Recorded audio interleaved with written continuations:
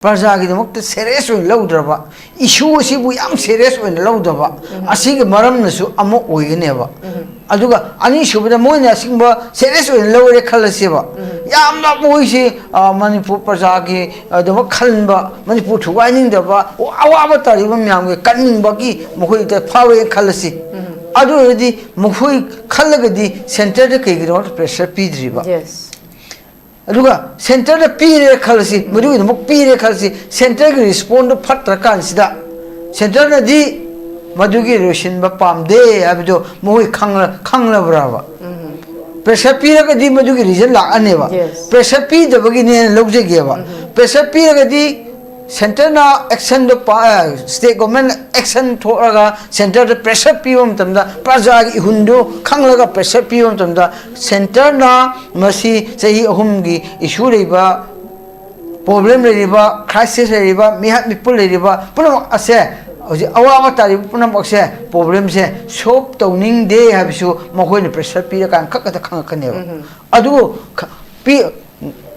moina pama ga di center na ngai kho noi du pa ma su khoi khawali haina hairakpra oraga moina haisu khoi tasin na danaga madugi problem solve to nge policy state government da center na hairak tabra hairak tadi moina matam kha ta hoingen tawbini center na state na pressure kan to su moina yadra di modu center ga state ki problem ne ba adu di state ki the action thopiu Parjagi Hundo Kanaga Center the pressure Pibiro Kanda Moina Matamkara Ekoi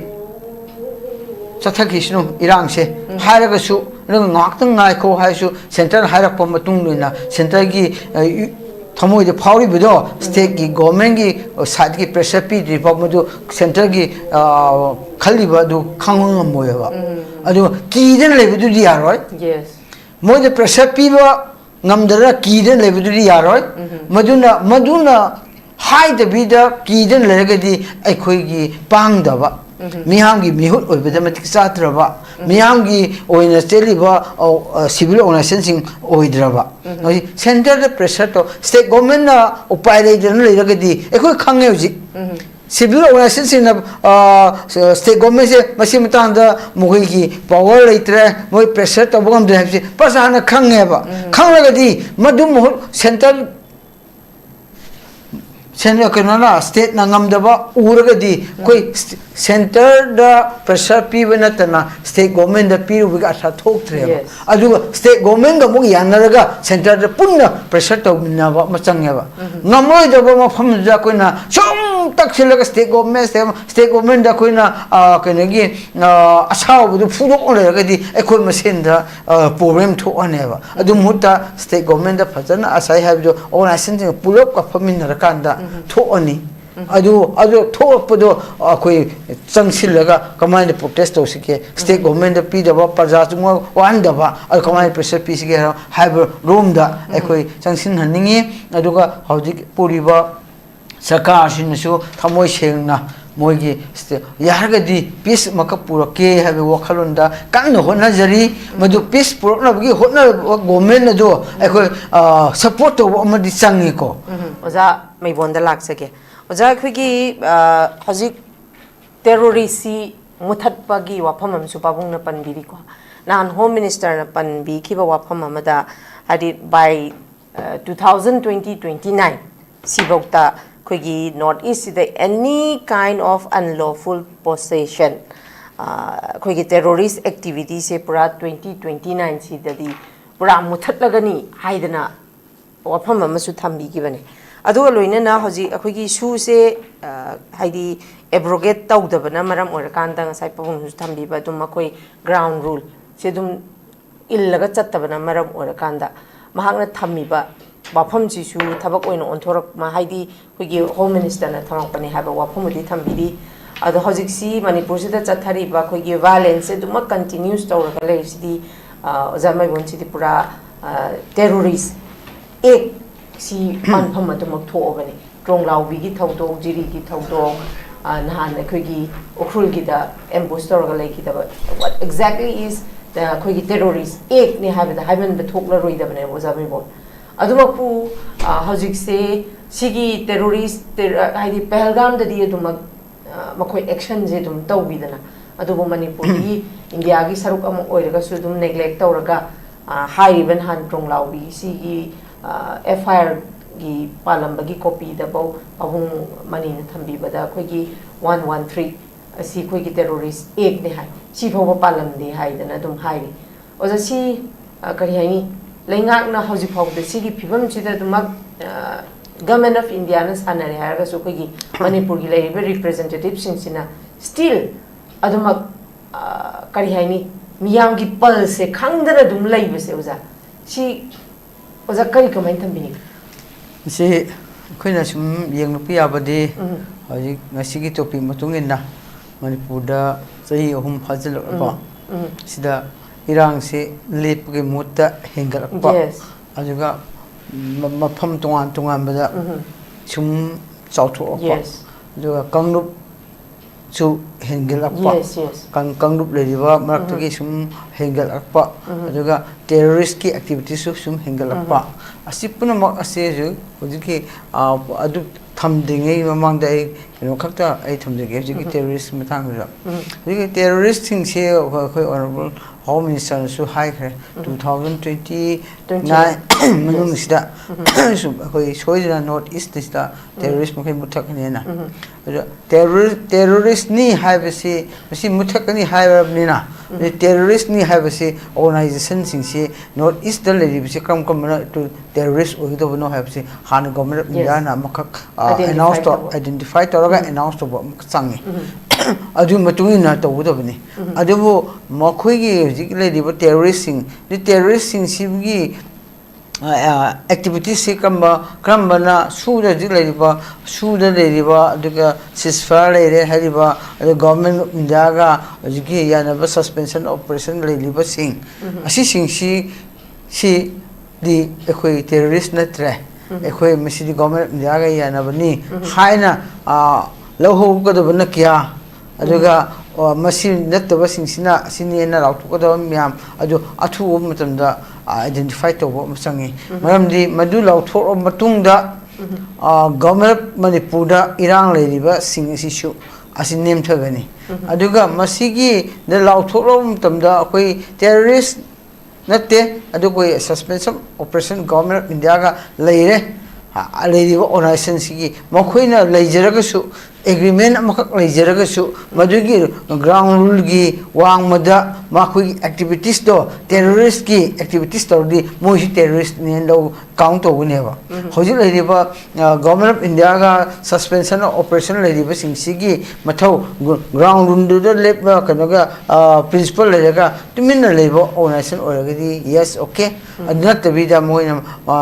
adugi wangmada thoraga mi hat pakumba aduga part tawgumba aduga mi top terrorize tawba singba singsi activities se chathadana leba taragadi hojik leriba manipur gi situation sida sumaina tawriba se leplan tawragadi mokhoi adusu terrorist oidurine baka aduidi madum matam chana laksinba masange aduna masi tawriba issue sida sum lakpa matam sida ꯑꯩꯈꯣꯏꯅ ꯌꯦꯡꯕ ꯌꯥꯕꯁꯤꯗꯤ ꯍꯧꯖꯤꯛ ꯂꯩꯔꯤꯕ ꯆꯍꯤ ꯑꯍꯨꯝꯃꯨꯛ ꯆꯪꯁꯤꯜꯂꯛꯂꯕ ꯏꯁꯨꯁꯤꯗ ꯍꯧꯖꯤꯛꯀꯤ ꯆꯤꯡꯗ ꯃꯔꯛ ꯑꯃꯅ ꯃꯦ 3, 2023ꯗ ꯊꯣꯛꯈꯤꯕꯁꯤꯅ ꯁꯨꯝ ꯒꯣꯚꯔꯟꯃꯦꯟꯠ ꯑꯣꯐ ꯏꯟꯗꯤꯌꯥꯁꯨ ꯍꯥꯏꯔꯦ ꯃꯩꯇꯩꯒ ꯀꯨꯀꯤꯒꯤꯅꯤ ꯀꯨꯀꯤꯒ ꯃꯩꯇꯩꯒꯤ ꯃꯔꯛꯇ ꯊꯣꯛꯄ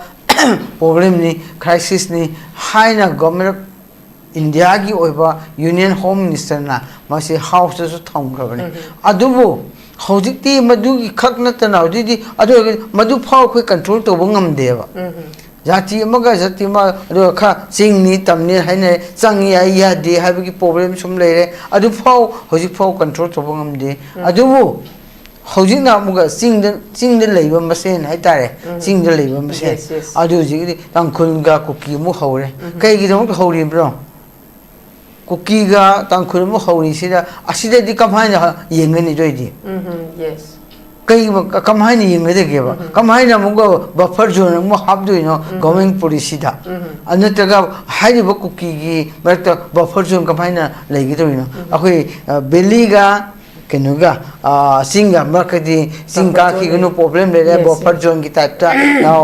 decree amak to drasu some high na den le re aduga government of India da khoi pressure to wom tom da high ba si khoi buffer zone habel na te leite adubu khoi amaga sang thok san chi di si ki law order batung in na khoi control to bani jung khummi adubu adi som de kam do duriba ajuna hoji leiriba issue sida manipur sida leiriba hoji tangkhunga koki mu thokpam tamso masi thoi si kaigino kaigino ba akhoi ana asai aina pawdam ta je koki ga tangkhun thoi si lamgi meter ki ni hai ajuna laksim bisi khau kaino ga tam chang na laksim bisi ngamdri se lamgi wathok ti ki mokoi problem thop ki ne na I pawdo he petta jai adu masi hojik tawri bisi lamgi meter ki ne tabra me thak ki thori bisi me thak ki hojik phaw 3 years sangsilak pasibu lamgi meter ki ne tro lam leitawa Burma ri sangsilak pa foreigner miyam sangsilaga magi lam leitawa do lam leina bo hona pom tamda lam gi mapu singda attack to padigi majugi crisis de ki thoi neba ado lam gi meter na gini haraga madu haragati lamgi meterna masi kudak laksim masi wai habidu adum modi haiba yadi lamgi meter orsu laksim gadabani mi hat pe isu laksim gadabani aduga terrorist singi orsu laksim gadabani laksim ba government mathau ne bako aduna masida koina yingwi yaba sidi hojik leiriba akhoi government of India gi wakhalonda aduga state government wakhalonda masi peace purak na bo hotna bo matam sida kaidaka oe ni habdo masi kaidaka oe haibon tumda government of India na peace purak ning ba aduga state government peace purak ning ba adudi government of India gi kai de depend tawni government of state government na kai de depend tawni manipur da sahi ahum lakpa issue sida ka kamhaina masi kai de depend tawkanda peace lakade ge public support da ka oya public ka confront to ngai na te base government India ga state government na public sing da confront to na mar te peace lak se hagadi asi makak ai haijaningi aduga public sing chu ju ware masi issue se muga south thok po mugi muhta lo sinna bo hona ge haragadi ai koi public sing chu manipur ge parja sing chu kang problem makini hai se asi singsu peace pamagadi akoi khitang khantha seba peace lapo yaba lambi da wangang si peace lapo yaba lambi da ga thabak ta khoi sangsin si nat bi da hoyuk lai manipur da tori ba asi di akoi peace pam ba kana asliti en ga ujabada lai li bo singsi magi irang sogat pang ateni hoyuk lak li ba sahi ahumuk la isda afaba peace ke abu ngang di thabak na moigi jinda di peace manipur peace later ai do thabakti moina lauri ba mission muga thabakti nangthorapam tamda tawthorapam tamdi peace ki thabak afau tawthaba asigumagi hojik phau chathari adna ai khoi masen bo peace pamdraga atopa kan hojik conflict o thori ba adi kamai peace pro kadabno ai khoi masen na phau ji peace pamda bi peace lay magi mota khanna chena bagi amaga criticize tawraga leiba akhoi gumba jati se masi suana criticize tawraba jati sina kamai peace tom la kai kamai changsing do ino ba adu hojik leiba manipur da laksilo foreigners sing changsil laga manipur da koki militant sing kha changsil laga masida khoida irang tholaga lam munna ba kupai to na ba mokoi dominate to na bagi lam ko kupai to silaga laisin na bagi dongta asing ba issue ra aga mi hat mi pun phau yaw to rom tam sida khoi madu kanna ba to sira madu thinga ba hona sira government ka mai pressure pigani hai bo kharu thada dre ba koi che adu ka madugi mohta mina to raga mi hat laga khoi misen lang laga amaga unabi yada ba film da pangang ba mi amana ujike khoi gi manipur thwaining group na mafam madan umai ka ba kanda khoi masen lang laga khoi masen lau khaina raga chaina na ba adu di madu gi kamai ne khoi na madu kamai thingna do ino ba ꯑꯩꯈꯣꯏꯒꯤ animal ꯊꯦꯡꯅꯒꯦꯔꯒꯗꯤ ꯑꯩꯈꯣꯏ ꯃꯁꯦꯟ ꯂꯦꯞꯃꯤꯟꯅꯕ ꯑꯃ ꯆꯪꯗ꯭ꯔꯣ ꯈꯣꯡꯐꯝ ꯑꯃꯠꯇ ꯂꯦꯞꯃꯤꯟꯅꯕ ꯗꯔꯀꯥꯔ ꯑꯣꯏ ꯋꯥ ꯑꯃꯈꯛ ꯉꯥꯡꯉꯒ ꯑꯩꯈꯣꯏ ꯆꯪꯁꯤꯟꯕ ꯑꯃ ꯆꯪꯉꯦꯕꯀꯣ ꯑꯗꯨ ꯅꯠꯇ꯭ꯔꯦ ꯍꯧꯖꯤꯛ ꯌꯦꯡꯉꯣ ꯍꯧꯖꯤꯛ ꯑꯩꯈꯣꯏꯗ ꯇꯧꯔꯤꯕ ꯄꯨꯝꯅꯃꯛ ꯑꯁꯦ ꯍꯧꯖꯤꯛꯀꯤ ꯎꯈ꯭ꯔꯨꯜꯗ ꯇꯧꯔꯤꯕꯁꯤꯡꯁꯨ ꯎꯈ꯭ꯔꯨꯜꯗ ꯍꯧꯖꯤꯛ ꯎꯈ꯭ꯔꯨꯜꯗ ꯇꯧꯔꯤꯕ ꯄꯨꯝꯅꯃꯛꯁꯨ ꯍꯧꯖꯤꯛ ꯂꯩꯔꯤꯕ ꯏꯁꯨꯁꯤꯗ ꯀꯅꯥꯅ ꯀꯃꯥꯏꯅ ꯇꯧꯔꯤ ꯀꯅꯥ ꯃꯅꯤꯄꯨꯔꯗ ꯂꯩꯔꯤꯕ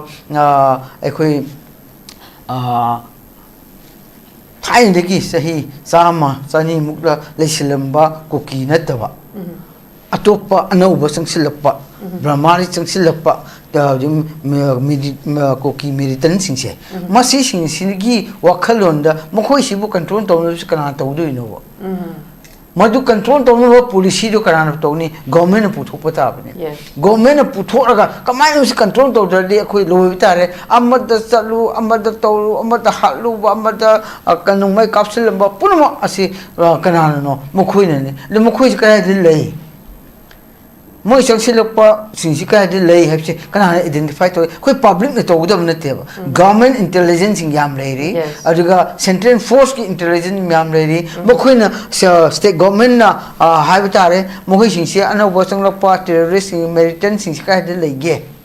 मखोयसिना मणिपुरदा लॉ एंड ऑर्डर फिवम से अखोय कनगी पुरा फेल ओइरनबगी मोंगदा लेरे अदुगा मखोयसिंसिनाने अखोयगी मिसम हलिबा अदुगा मिसम चपा लंबी चलिबा एम्बुश तोरग हलिबा पुनमा अदुगा मयुमद तुम लेबा अंगा मसा या काबगा हलिबा पुनमा असे मखोयसिनाने अदुदि मखोयबु कमाय कंट्रोल तोगने हबसे गवर्नमेंट की पॉलिसी से हजिकी state government Cina अखोय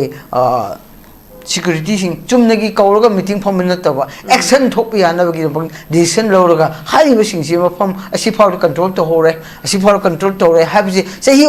chom ka ha to ri ge ba kang po pi faw ko control to re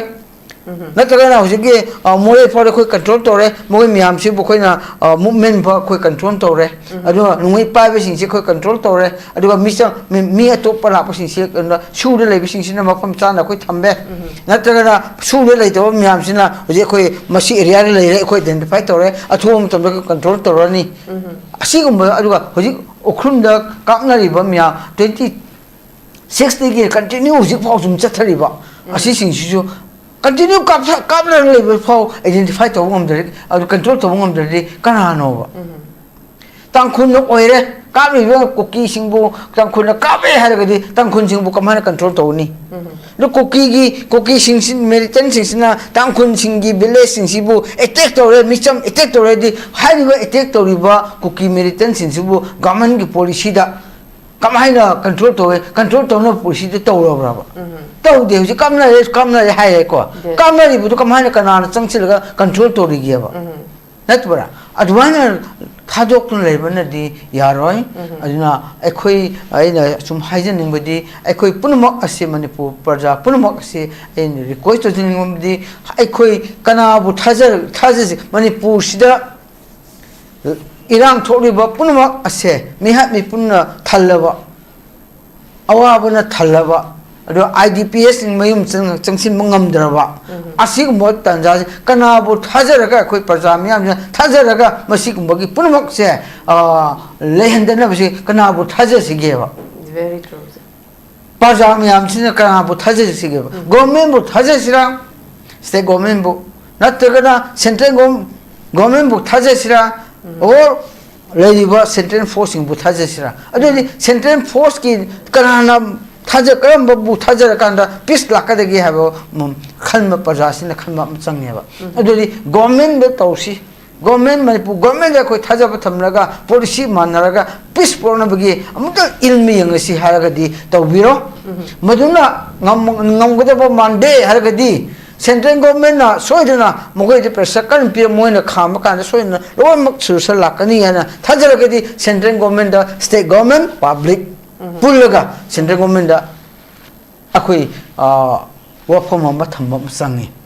अदुगा कईकुंबा मसी तो दसो कोई कई के रोसो जी सेंट्रल फोर्स लाइबे सिंसे कनाना मसी कंट्रोल तौरी मसी सेंट्रल फोर्स सिंसिगा पब्लिक सिं अखोई लेरिबा प्रजा मणिपुर प्रजा पुनमक से कोकी ओइसनु Naga oisnu Meitei oisnu Pangan oisnu Manipur peace pamba group sinsi punsi laga masiga Central Force ki Manipur ki GOC khangde aduga nataga 3 Corp ki khangde akhoi ki Manipur da leriba Central Force ki authority leiba asi sinsika security advisor sinsika punna phamina jati jiki pangan chu kai lona ba phamina raga decision ama lobo chungmine ba mugi opinion chu khoi lomina ba changne ba ko pamambu akhoi ki metai gi da authority ogida ba public ki civil organization singi group khara yawo Nagari ke khara yaworsi Kukiri ke khara yaworsi aduga Pangani khara yaworsi ba akhoi ga security central force ke assisting siga advisor yawroga akhoi ta phamina ningi Manipur situation sida haina proposal amakhak tawraga lab asom adumaina pressure tawrakan khaktada masida akoina jingnariba purak ko akaneba Central Force mission chali chatti ase phamina kan rom thokaneba adu akoina aphaba proposal tawrakan mo reject to butaragadi moigi policy tongan leikhre na koi lobu tabani akoina aphaba policy peace lapyana ba hojik leidiba ching tam roi kang Naina Kanara Kapna Hatari Punamoxi, Panama Nota Kumiamna, Putoba suggestion of Government of Indiagi, Makaleva Security Forces, my Tazabataragadi, so in a peace lakaneva. Adum the pressure to one of pay, not the Vida Koi, Ladiva, Equi, Parzamiam, Sita Quina, our Piva, Masito, Enya, or against Obanamui, Policy, against Obanate, Agi Wakalunda, Pagra and Kamani, a Sigum Bomani Puda. Tangdu rita dam lelum tamda mi rekai madam mi hatle me rekai madam mai kap thare madu mahain tawang tamda ekhoina langlaga public mase ekhoi masen thoraga sibai singi police singi tiagi asana makhakta chungthok puduni chumden loi masi aramba khungthang ni adu mutta kaido si eba oji kok chungsin na seba strategy hokdo seba adu natte bida masida akhoi misam amma hapire habam tamda lekai thoragam counter tobdigi madudigi hena mu khoi soki yes aduragadi masi akhoi amuga sokrabagi ira hen hengat bagi masa mo oikre aduna akhoi masensi ingna tapna koki lan oina tawsi aduga daka oragadi khoi gi miam thopagi mohta Koki Wakan Tadaraga, policy Putoraga, Aduna fight, Central fight or see, state fight or see, security Miam fight or see, Aduga, Maduma Favaduna, Cookie the shoe, Nagada soup, make Pangan the soup, Materisu, a quay Miam, Pun Simba, the Senador, Adu the captain of fight of Womatum, Manipusi, please, Lakani have said, I hand around to again. Okay, thank you very much. Ozai Marik Chumba of Kayama Tambiri. Makat Ozai Mebol Hojiksi Akui almost Jahi Home Jisu Wedore responsibility Kuding Makti Quigi State Ki Lengat Liberiba Sings in the Logadavani, Dumaku Makuidi Mamitsu Ugidre, Manasu, Dagidre, Marosu, Tokidre. Swine Channel later Benemuza. Sigi Pibam Sida. Handak koko migi mawtang da sungare dumak leibaki civil society organization sing thogla kanda leibaki makoi di pressure group ni leibaki leibe issue sing si miyam gi voice oina pura kanda khangan bani simak ta sudum politicize tawraga koko mi da sudum tek ama dum pasanu sa chabagi digi khoigi khangde leiba khudimak loi politicize tawre habagi mami makhak Oja chauna tahal pase sisima achauba issue sisina achauba issue mor kanda lairiba khoigi ichilenang maitai marakta sudum akhoi masen hatokna rakpa amana mo usina raktaba amana amangang batana raktabagi problem mo ja chauna laiba sisina di khoigi akhoi masen makse pundrabani na hairiba khoigi legislature sing sidi ai khoi pundre khangbani na makhoi makhoi na khoi dum lairaga sizina ba yani na khoi di thema sizin chabi tharaga sizina ba yani habje akhoi gi manipur gi lairiba khoi gi representative sing sina mayek chengna uba phangebo jamai bo adu dan na lakadori bitang ahum sida amu koko mi gi khoi gi me ahum gi khoi gi miyam gi mifam na loba warep na aroi ba oi gani haidana kokon mi gi kaino am khaksu mu tang hum sidang su leiri ba miyam gi warep am logani haidana ado oja mai bona so sai ji hai biri dana khoi agitation de amna democratic oi ba mong de agitation kari kara chatpa ki mahutta khoi chi khara machin chatpa haigadra du gi representative ama chatlakanda dialogue tongnarakanda na hairi buja adubu leiriba phibam sida oza khoi hojik ubada each and everyone se khoi gi loim politicize toksan gi bagi mami ma khakti oza yam chauna ure ko simakna su aikhoi si tronglau bi gi incident adigi moi ahum legi da bagi incident sumaina somda mokoi ani legi da bagi incident thoi ba mokoi total shutdown numit humni tawi akhoi gi mangani tawi outcome si oza me bon kari phangi ge ba numit mangani agitation tawi shutdown tawi bagi outcome je khoi hoji kari no ba nagata ba mafam sing da total shutdown humni tawi bagi akhoi gi outcome je oza kari phangi ge ba khoi je hoji adigi tear gas na pan na soe personal targa to e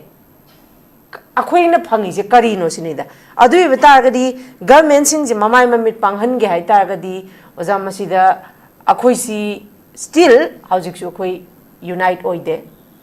siba oza yam chauna government semdok ke hai ta ga di akhoi gi khutta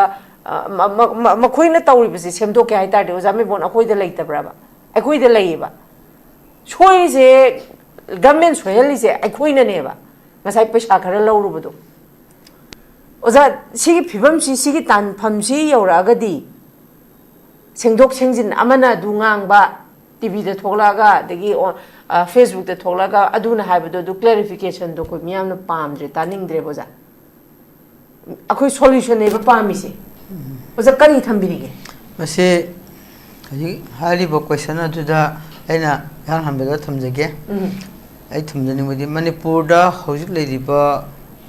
problem ase kamhaina soap to be a disi kai gi da mak to be a drib no as masida ekatang thamjagi ko ai khoi manipur sta hoji leiriba mitop na ai khoi manipur sibu lokshi lege masi se khoi na control toraga khoi makha leirage foreign direct sancil ko miyam sina smaina torok matam sida ma khoi na tor isi kaino moina torok pasigi mong se kai tor e aduda akhoi yingbu yabase akhoi madu kamana protection tawdage madu tawgi muhutta aina hojik leiriba issue se sahi ahumda khoi tawnariba punama asi yingbam tamda ai ihan hamda khoi public se haijage akhoi politician singsiga public singsiga ani marksida hojik leiribase rajniti akhoi rajniti to haibane ba rajniti to haibane ba rajniti na thugaina ba to agdi rajniti na kangada ba ko adu muhutta mina rajniti sanar pamtamda akhoi board policy oi to lere ba board ki policy oina hojik faudi board ki ni torise rajniti yaudri ko hojik yo masina haijima board ki policy de chatle mina rajniti sanara adudi akhoi ki parja miyam rajniti sanadre akhoi ki politician sing rajniti to dre asini ina haini si maramdi hojik achap duraba timing sida manipur da akhoi kaido gadagina pakhataga miyamna ahan oisu angang oisu purama manipur praja miyamna khalaba matam sida aina board ki damakta board policy tawi hai baramdi akhoi sum changsila matam sida changsila law khong leiba matam sida aduga masi tawdabi yade hai kan sida hairiba ransti tawriba tawdaba board ka ba Bokana bakani ko torise issue sok to ngene hoji langni bo pun makse masika ina bo magi mana boka han men pa du sok ka di manipur ge hek kaut thoki ba very true sir very true man toriba mla miam sina manipur ge mo to wangang de masi to do phatte haru wam tumda vote ki interest le sina bo ki de mok khali bam yam sina mokhoi bo ki mla da bo ki kahalure bo ki parja sina adu kalle adu lansi udre adu di akhoi na haisti mla myam su lansi to biyo lansi habsi kam ramno lansi je bishai nabgi do khakhan bin lansi ra ai bo ka na kak the policy to ribsina ai du ranjniti na ti sidi aduga ai mathang de bo phangna be do da praja da kai hai gani haina khali ba du ni di ranjdi na ti bu di bo phangya na ba bo ka bi ana ba khakki policy ne ai khoina pamisi di ra miyam chu ai khoina ka hali ban pa si gi afaba du yanga ranjdi to hani aduga ranjdi to riban pi nupa nupi adusu ka ranjdi to ga manipur se afawrom da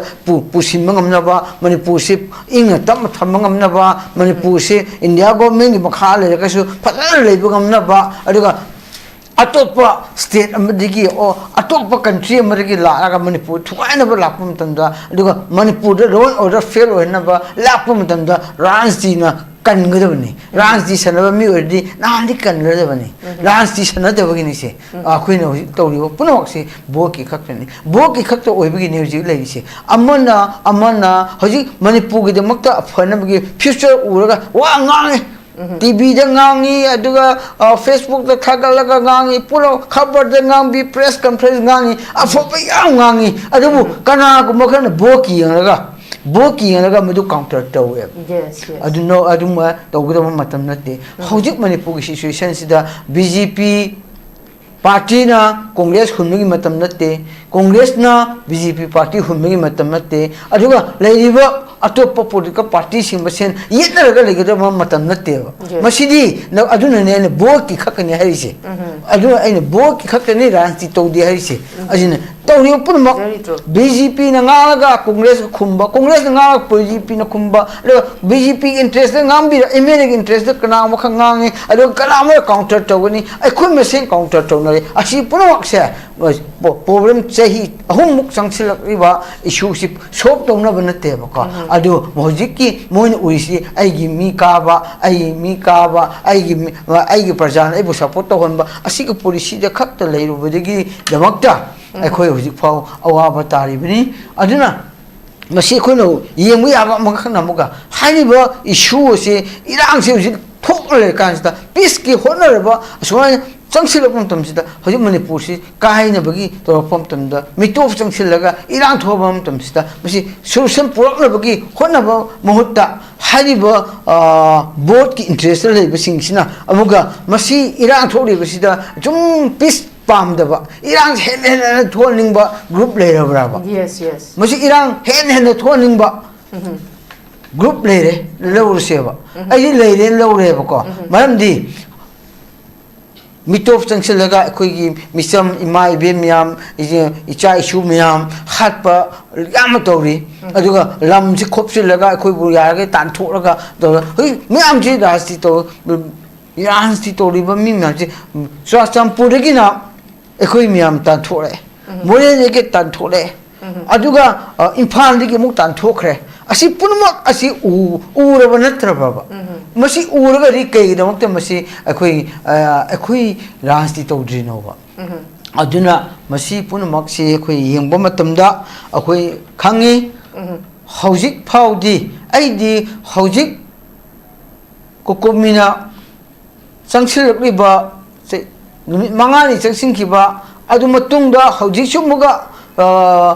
kanagi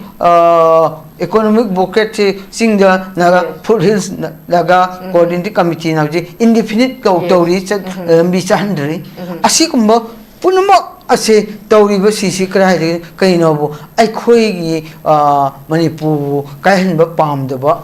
manipur peace lehen ba pamba asida amuga ayet papiba samanaiba asigumba tawo muhutta aina sa haikiduni asigumba tawo muhutta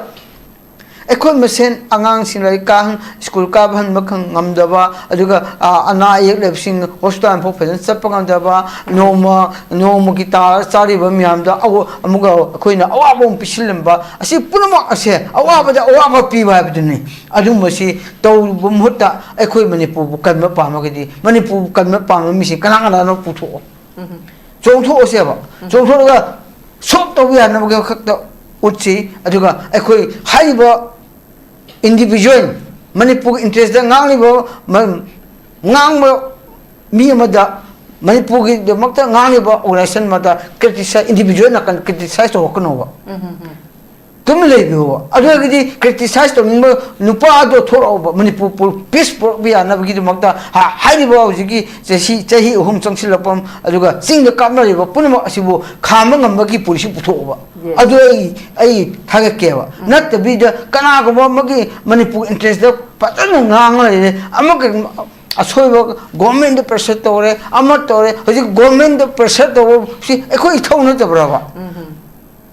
अदुगा government pressure तौरे the Manipur issue काखरे मोई party importance लौनरे अदुमाइन तौनरगदी का हाइदि कोई मणिपुर से कनाना उसी पिगदोरी नोबको centre ना हायरनी ए कोई ना हाइदे सो मोई मसे येनरी मोई मसे तौनरी मोई मसे फुनरी मोई मसे यानत्री फाउदी ए कोई वाखि ngangude geba मोई भो मानद्रगा होजि फॉरेनर बु पानाबो मोता मोई मसे फुनरी मोई मसे हटनरी मोई मसे एग्रीमेंट मोई मसे क्रिटिसाइज तौनरी अदुम येंखिसिदा हाइना लेरगदी अखोय कैदौगदगेबा अदुना मसी पुनमक्सी तौहलोइसी मणिपुर सि पीस ओइबा पामगदी होजे अइना कोकोमीगी नान थोखिबदो जे हाइना सा हाइखिबदो कोकोमीगी खोंजंग चंगलप मतमसिदा ai hanjo haide haikre kokomi khongjang thakpado makhoi ki agenda du yengbiyo pam pajamiyamna makhoi ki pamba kokomi na demand ore pamba public interest na taba hairga di kokomi bo khoina miyamna moibo yaroi noi to di yaroi hai seba ado makhoi ki pandam Manipur Parjana Pambagi Manunguda, Sanction Betagdi, Makui, Ma Aman Soiba, Urugunova, Moi Kaman Ova Agenda, Madu, Achumbu Egadi, Miam support from two eva. Aduni da Quina, Aina Hazening Body. Aduga, I call you Masenda, or I send you Yamangre. Or I send Yamanga, more Pulu Heavenly, opening people Yamangre. Organization amana opinion to one people adu mamatam natabani hujiti kokomina ama hairani amukona ama hairani amara koigi naga organization ama hairani koki organization ama hairani asi punamak asina takpadi aikoi manabu khunai ama oibase waki neba kam mamamdi hojik issue leba phau manabu ngamdeba ko adu अदोदी Manipur कन्नबगी हाना अमना लाउथोनी असवान तौसी अमना काउ अमाइबन मयामना पेंद लाउरी अमत ngangbio issue जो पुर कमंदा चंगसिलसी हैबिटैदी हाइजनिंगी अदना होजिक अरोइबदा इन खतंग टेंटन अमो हबद हाइजनिंगबदी होजिक लेरिबा ओखुंदा फोंगना कापनरिबा फोंगना कापनरिबा कना काबी है सेंट्रल गवर्नमेंट उरीबनी तंखुना कापथोए कुकी मिलिटेंट सिन काबी नागा वॉलंटियर सिन काबी हाज मु उरीबनी अदोदी कनाना काबी नो अहान बा काबी मी सिन फाओबा अदो लमहि ममी सिन फाओबा मोना अबो आर्मी सिन गे नगै नुमै पारगा उखुन डिस्ट्रिक्ट नतगा सी एरिया सिदा चप उरगदी any cookie Osun Naga Osun एखोई नखोई बतक खुथारानी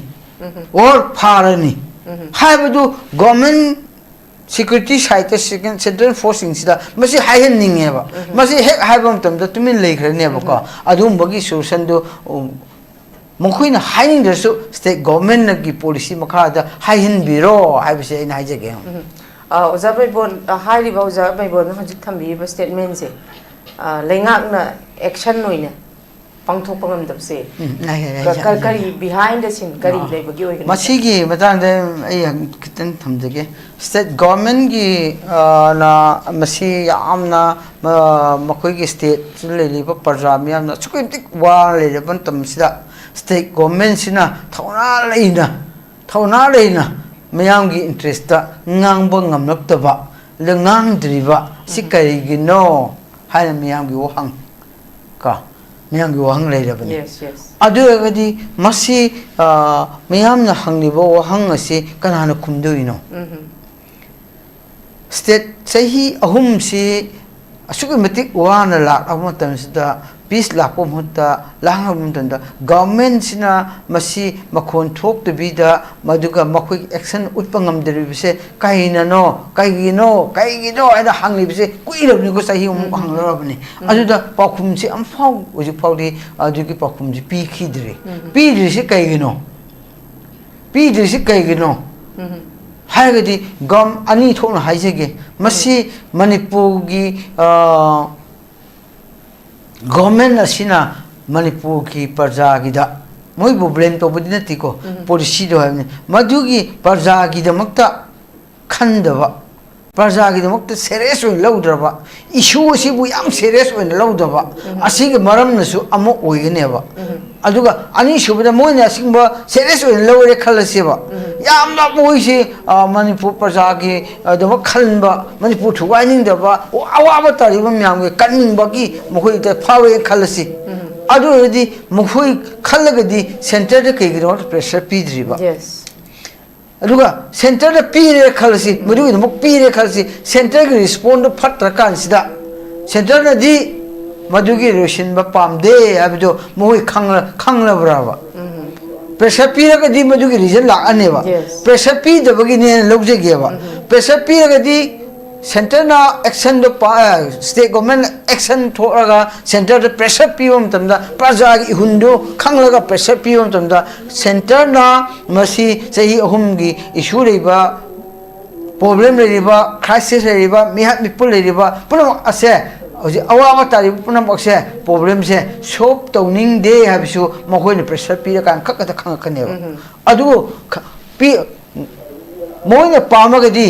सेंटर ना ngaiko नोइने दु पामसु अखोइ खर वाली हाना हाइरकप्रा औरगा मोइना हाइसु अखोइ तासिन दनगा मदुगी प्रॉब्लम सोप तौनिंग पुलिसी स्टेट गवर्नमेंट दा सेंटर ना हाइरकतबरा हाइरक्टरदी मोइना मतम खर तहोइंगेन तौबनी सेंटर ना स्टेट ना प्रेशर कन तौरसु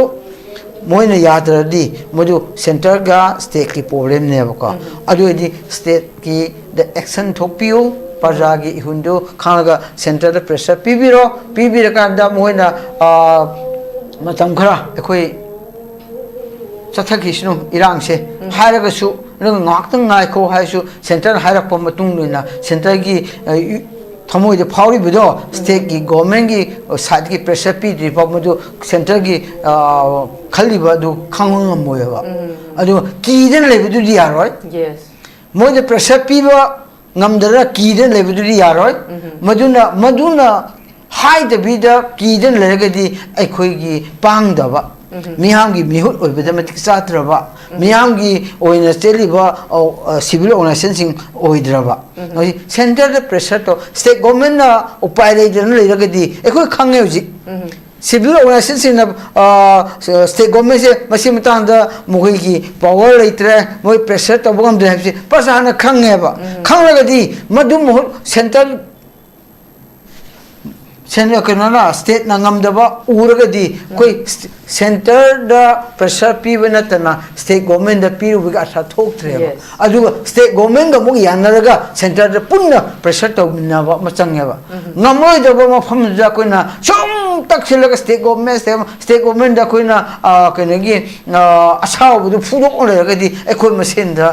प्रॉब्लम थोअनेबा अदु मुता स्टेट गवर्नमेंट द फजना असाइ हाबिदो ऑर्गेनाइजेशन सिंग पुलप का फमिनरकांदा थोअनी अदु थोपदो अखोइ